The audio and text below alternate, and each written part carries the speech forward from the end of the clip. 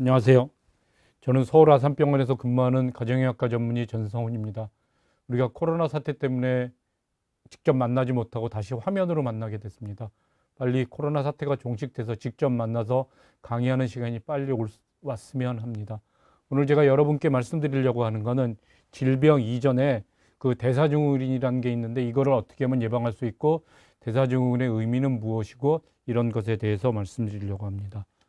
먼저 개요를 말씀드리면 대사증후군이라고 하는 건 혈압 상승, 고혈당, 그다음에 혈중 지질 이상, 비만 이런 것들이 겹쳐 있어서 심혈관 질환, 당뇨의 위험성이 겹쳐 있는 상태를 말합니다.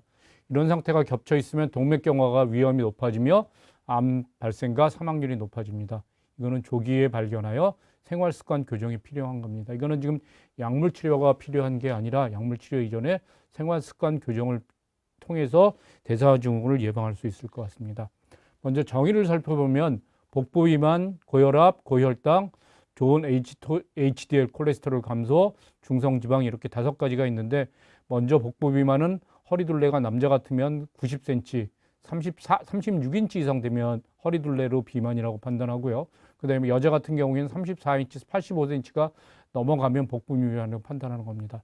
혈압은 혈압을 쟀을 때 135에 85가 넘었을 때 고혈압이라고 생각하고 그다음에 고혈압약을 복용하는 경우에도 고혈압이 있는 걸로 봅니다. 고혈당, 공복혈당을 기준으로 해서 100이 넘어갔을 때는 그 고혈당으로 판단하고 그다음에 당뇨약을 복용하고 있을 때도 고혈압으로 당뇨로 판단합니다.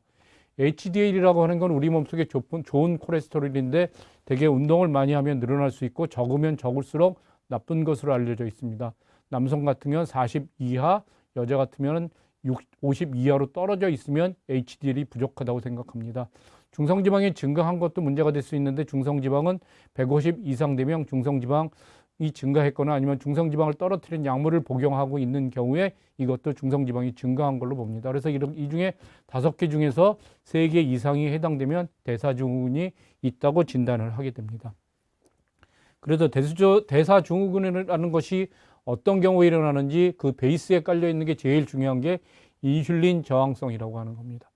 인슐린이라고 하는 물질은 췌장에서 분비되는 호르몬이고 되게 당뇨를 부족하면 당뇨를 유발하는 물질인데 어떤 작용을 하냐면 우리 세포 속에서 그 피 속에 돌아다니고 있는 당을 세포 안으로 끌어들여서 우리 몸 속에서 그 당을 이용할 수 있도록 해주는 그런 역할을 하는 호르몬입니다. 그래서 혈당을 이용할 수 있게 하는데 만약에 이게 혈당을 이용하지 못하면 그 인슐린이 많이 늘어나게 돼요. 제 기능을 하지 못한다면 우리 몸속에서 인슐린이 부족하다고 판단해서 인슐린 수치가 계속 몸속에서 올라가게 됩니다. 그래서 인슐린이 과하게 되면 무슨 문제가 생기냐면 인슐린은 우리 몸속에서 혈당을 떨어뜨리는 작용을 하는데 그거는 되게 비만을 유발하는 겁니다. 이게 당뇨병에서 그 중요한 호르몬이라고 말씀드렸고 그다음에 또 한 가지는 비만 호르몬이라고 칭하는 겁니다. 그래서 우리 몸속에서 인슐린이 늘어나지 않도록 해야만 비만을 예방할 수 있습니다.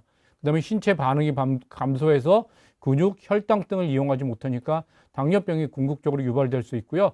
그다음에 인슐린이 높아지면 체내 염분이 축적되는 것 때문에 혈압이 유발될 수 있습니다. 그다음에 지방 축적이 돼서 비만을 촉발할 수 있고 중성지방 농도를 높이는 겁니다. 그래서 말씀드렸던 여러 가지가 인슐린 저항성 때문에 오는 것을 말씀드릴 수 있겠고 그래서 대사증후군이 유발될 수 있습니다. 그다음에 비만이라고 하는 건 체중 증가가 주요 원인이며 위험 요인입니다. 그래서 정상 체중에서 대사증후군이 생기는데 되게 정상 체중에서도 배만이 이렇게 나온 경우에는 중심성 비만, 내장 비만이라고 하는 건데 이런 경우에 내장 지방시파에서 지방산이 과다 분비되고 인슐린 저항성이 유발돼서 그래서 대사증후군이 생깁니다. 그래서 비만이면 대사증후군이 증가하는 것을 관찰할 수 있습니다. 그래서 대사증후군이 어떤 사람들한테 많이 생기냐? 유전적인 요인 때문에 생기는 경우가 아주 드물지만 있지만 아까 보여드렸던 것처럼 비만에도 인슐린 저항성이 낮기도 합니다. 그래서 이런 요인들이 유전적 요인이 생기기도 하고요. 비만하지 않아도 인슐린 저항성이 있을 수도 있습니다. 스트레스나 교감신경 활성이 증가되는 걸 볼 수 있고요. 그래서 이런 거는 스트레스 호르몬을 분비가 되면 되게 혈당이 높아지는 쪽으로 작용이 되기 때문에 혈당을 떨어뜨리기 위해서 인슐린이 좀 늘어나거나 그럴 수 있거든요. 그래서 내장지포에서 지방 분해가 촉진되거나 유리지방산이 감소하면서 인슐린 저항성이 증가되는 걸 관찰할 수 있습니다. 그 다음에 운동이 부족해서 신체 활동이 부족되는 것도 위험 요인으로 말씀드릴 수 있겠습니다. 그래서 어떻게 하면 대사증후군을 극복할 수 있느냐? 아까 말씀드렸던 약물 치료를 하는 게 아니기 때문에 약물 치료가 아닌 딴 걸로 지금 치료를 해야 되겠는데요. 그게 첫 번째로 열량을 적게 먹고 지방을 적게 먹고 탄수화물을 적게 먹는 겁니다. 그래서 중요한 건 뭐냐면 이 세 가지 중에서 제일 중요한 거는 저열량 식사를 하는 게 제일 중요합니다. 저열량 식사라고 하는 건 식사량 자체를 줄이는 거기 때문에 식사 양을 적게 하는 게 중요하고, 쉽게 말하면 칼로리를 적게 먹는 게 제일 중요하고요. 그 다음에 두 번째로 할 수 있으면 저지방, 저탄수화물을 실천했으면 좋겠고요. 그래서 저지방의 중요한 건 포화지방산하고 트랜스지방의 섭취를 줄여야 되는데, 이게 우리 몸속에 나쁜 지방이기 때문에 이게 우리 몸속에서 쌓이게 되면 나쁜 지방을 만들어서 뭐 동맥경화를 유발한다거나 이런 일이 생길 수 있습니다. 불포화지방산은 늘렸으면 좋겠고, 전탄수화물은, 이게 탄수화물이 왜 중요하게 되냐면, 탄수화물을 먹게 되면 특히 단수당 설탕을 직접 먹게 되면 그게 인슐린의 분비를 자극하게 됩니다. 그래서 인슐린이 분비가 늘어나게 되면 그게 비만으로 유발되기 때문에 저탄수화물이 가장 중요하겠습니다. 그래서 단순당은 피하고 통, 국물 등을 좋은 탄수화물을 섭취하도록 해야 되는데요. 근데 실제로는 혈당을 낮게 하면서 지방도 낮게 하고 탄수화물도 다 낮게 하는 거는 굉장히 어렵기는 해요. 그래서 우리가 지금 지방하고 탄수화물을 비교했을 때 흔히 말하는 게 고탄 저지라고 합니다. 그래서 고탄 저지라고 하는 게 지금 탄수화물을 많이 먹고 지방을 적게 먹게 되면 그게 체중을 늘리게 하는 거고요. 그 다음에 탄수화물을 먹고 저탄 고지라고 하는 게 지금 다이어트에 굉장히 유행인데요. 그게 혈량은 일단 열량은 일정해야 해요. 열량을 많이 먹으면 안 되고 열량을 일정하게 유지하면서 그 안에서 우리가 지방을 많이 먹을 거느냐 탄수화물을 많이 먹을 거냐를 정해야 한다면 지방을 많이 먹는 게 사실은 더 나아요. 왜냐하면 지방을 적게 먹게 되면 지방을 많이 먹게 되면 죄송합니다. 열량이 제일 중요해서 열량을 적게 먹는 게 제일 중요하고요. 그 다음에 지방하고 탄수화물을 먹는데 그거 구성을 비교해서 말씀드린다면 어느 걸 더 적게 먹어야 되느냐? 탄수화물을 적게 먹는 게 중요합니다. 탄수화물을 적게 먹는 건 다시 한번 말씀드리지만 탄수화물을 많이 먹게 되면 인슐린 분비가 자극되고 인슐린이 많이 늘어나게 되면 우리 몸속에서 비만을 유발하게 됩니다. 그래서 할 수 있다면 지방을 좀 더 많이 먹고 그 다음에 탄수화물을 적게 먹는 게 중요합니다. 그래서 고지방, 그 다음에 탄수화물을 좀 적게 먹는 저탄고지라고 하는 그렇게 말씀드리는 식이요법이 사실은 저거에는 다이어트에는 좀 더 효과적이긴 합니다. 젊은 사람들 경우에는 극단적으로 탄수화물은 전혀 안 먹고 지방만 많이 먹게 되는 그런 식사요법을 하기도 하는데 그게 장기적으로 유지할 수 없는 측면이 있고, 그 다음에 결국엔 신장에 부담을 줄 수 있고 고지혈증을 나타내는 그런 위험성이 있겠습니다. 우리 어르신들께서는 어떻게 하셨으면 좋겠냐면 밥이나 아니면 국수, 빵 같은 탄수화물을 조금 적게 먹고요. 지금 먹는 것보다 단백질을 조금 더 많이 드시면 좋겠어요. 그것들이 대표적인 것들이 생선, 그 다음에 좋은 살코기, 고기나 그 다음에 계란 이런 것들을 좀 더 많이 드시도록 그렇게 노력하시는 것 정도로 해주시면 좋을 것 같습니다. 그 다음에 말씀드리고 싶은 건 건강한 식사라는 게 어떤 거냐면 다양한 식사를 해야 되고 적절한 양을 먹는 게 중요하고 균형 잡힌 식사를 해야 되는데, 다양한 식사라고 하는 건 여러 가지 물질이 다 들어있으면 좋겠어요. 단백질, 탄수화물, 지방, 비타민, 무기질, 칼슘 이런 것들이 다 들어있는 식품을, 이런 모든 성분이 포함된 그런 식사를 했으면 좋겠고, 이런 것들이 한 번에 다 먹을 수는 없겠지만 하루를 통해서 저런 것들을 필요한 양을 다 먹을 수 있으면 좋겠고요. 적절한 양은 뭐냐면 어르신들 같은 경우에는 체중을 줄이지 않는 게 제일 중요해요. 체중을 늘리지 않는 것보다는 줄이지 않는 게 더 중요합니다. 그래서 체중이 줄어드는 게 무슨 문제가 생기냐면 영양 부족이라는 문제가 생기기 때문에 어르신들 같은 경우에는 적절한 양을 유지하는데 체중을 유지할 수 있을 정도의 그런 식사량을 유지할 수 있도록 노력해 주시면 좋겠어요. 그래서 건강한 식사라고 하는 건 단백질, 탄수화물 이 모든 것들이 적정한 양을 먹는 게 중요하고, 그 다음에 체중이 줄어들지 않도록 적정한 양을 드시도록 노력해 주면 좋겠어요. 그래서 어르신들한테 실제로 생기는 영양의 문제가 제일 부족한 문제가 뭐냐면 칼슘이 제일 부족하고요. 그 다음에 비타민 D가 부족하고 그 다음에 단백질이 부족한 게 제일 문제세요.